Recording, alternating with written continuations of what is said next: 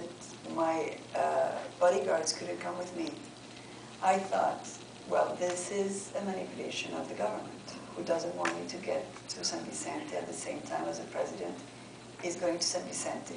I was in the opposition at that time. And I thought, if I accept not to go because they withdraw my security, that means that every time the government will want to prevent me from going somewhere, they will just withdraw my security and there's no more campaign. The government will be on control of my campaign. So I decided that I had to go for all those reasons. And I took the road, I passed a military checkpoint, and I stumbled in a group of armed guys, rifles, boots.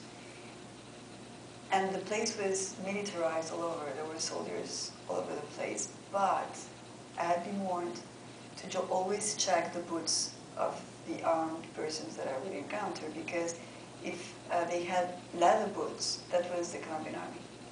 But if they had rubber boots, that was the guerrilla. And those guys had rubber boots. So then I knew I was in front of the FARC. So you were taken into captivity. How long was it before you started to realize that this was going to be a fairly long ordeal?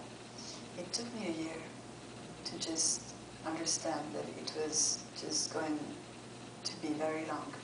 At first I thought it was a mistake, because I had been talking with the leaders of the FARC, and I had lunch with them, and we had been talking about politics, and for me it was impossible to just think that these guys could be thinking in abducting me. So once I was abducted, the first hours I was expecting that there would be an order to release me. And then the day after my abduction, there was a press release from the FARC saying that they would give to the government a deadline of a year to negotiate my freedom. They wanted to trade me for prisoners, for guerrillas that were in Cali jail. But after that year, they would execute me. So, well, from that moment on, I thought that I had to escape before that deadline would be met, because I didn't want to stay there to see they were going to do what they had threatened us to. So I tried to escape many times. But it was only after that year that I realized that they didn't kill me, and they hadn't negotiated me, and that perhaps that would be long. I never thought it was going to be 6 years.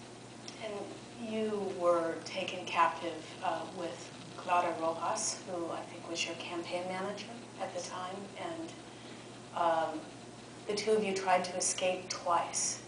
More than that. Even more than that? Yes. Wow. In the book I just talk about 2 times that we tried to escape, but we tried to escape, 4 times. I mean, how did you must have been so afraid of what you were going to confront. You had no supplies. You must have been worried they would shoot you if they caught you, but yet you kept trying to escape. Yes. Well, the very difficult thing was to learn how to survive in the jungle, and that was not easy. I mean, it was Clara and I, we were actually women that would live in the city. We didn't have a clue of how to survive in the jungle. So we tried.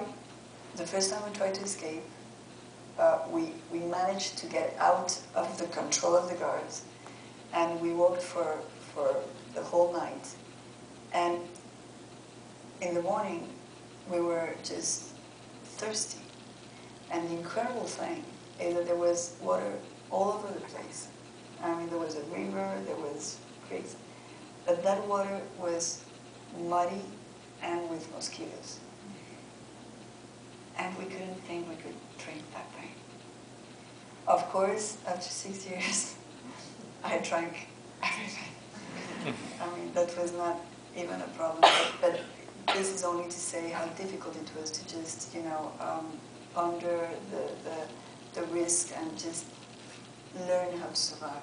And I thought that you know, in the life we live, we have so many warnings because you're gonna get sick. Don't. It's raining. You cannot go out because you're gonna get sick. And you don't drink this because it's gonna make you sick. And I was, you know, with all those things in my brain, and they would rain all the time. And I mean, I'm here. I survived all those things. There's many excruciating scenes that you describe in the book, of course, but one that I was very moved by is just the ongoing difficulty you had in your relationship with Clara, and how you were put together in such close circumstances that I think it would drive any two humans over the edge. And it seems like this was a very challenging circumstance. You would try and escape, and then you would be recaptured, and eventually, if I understand correctly, the relationship just couldn't survive this. Why do you think that is? Because, on the other hand, she was the only kind of person you had there. Well, I think it's very human. I think we had worked together, and we would socialize once in a while. We would go and have lunch, but we were never. I mean, it's very different to work with somebody and then to be put in a cage with somebody and live 24 hours a day with that person. We didn't want to be there. We didn't want to be together there, and we were forced to be together there. And it was difficult just to be sharing those endless hours without no space. I mean, it's difficult for people, I think, to realize what space means in our life because we have it. But just picture yourself in a plane or in a bus or in a train, and you're there for a couple of hours, and you have a little space that's your seat, and you paid for it. It's yours. That's your space. And then somebody comes along, and he's a little too big or whatever, and he takes a little more space, and and then you feel threatened. You feel that, and you need to just feel the other, that's your space, and that he shouldn't be so close, because you don't want to be close to people you don't want to be close to. And, well, that's what's happening to us. I mean, we were forced to sleep together, to bathe together, to go to the chantas together. The chantas were the toilets, the holes digging in the ground, and we had to go together and wait for the other. I mean, just picture the scene. I mean, it was very difficult, and after a while, little things began eroding the relationship.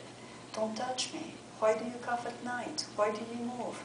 I don't want to escape. But we have to escape. No, I don't want to escape. Do it yourself. I cannot leave you. Well, I'm not going with you. Well, I mean, it was just a nightmare. It was a horrible nightmare. And we were facing our frustration, we were facing our sorrow, our pain, and it came to a point where the only distance we could make between the two of us was silence.